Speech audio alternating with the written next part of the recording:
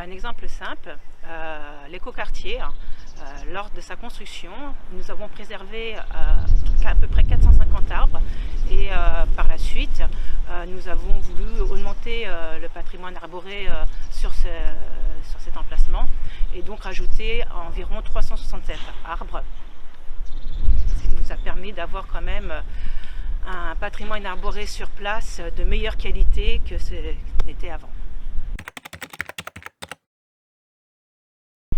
Eh bien, depuis 2001, la ville de Bessancourt a contribué avec le projet du SMAP à donc la réalisation de la plus grande forêt qui était faite depuis Colbert.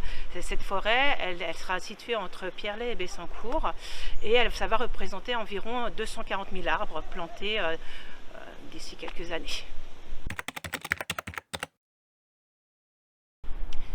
En 2021, le maire s'est fortement mobilisé afin de réduire la coupe massive que subit la forêt de Montmorency et donc préserver le patrimoine existant dans notre belle forêt.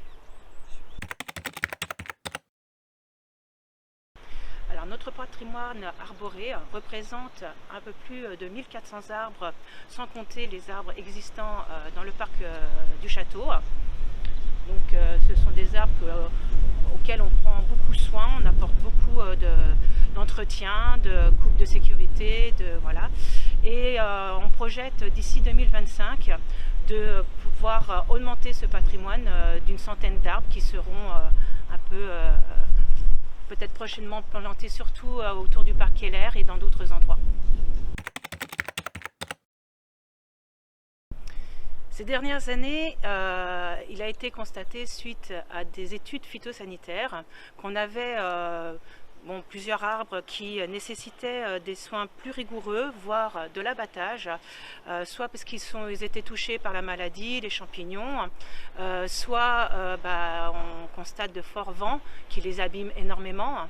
Donc oui, nous sommes bien obligés de faire des tailles massives de sécurité, voire des abattages de sécurité.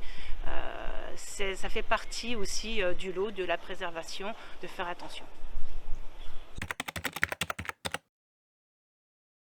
Dans l'esprit du développement durable et de la valorisation de toutes choses, il a été décidé de revaloriser chaque coupe, chaque arbre abattu par un broyage qui est réutilisé soit en termes de copeaux, soit autour de nos massifs, soit dans les jardins, soit ailleurs. Voilà.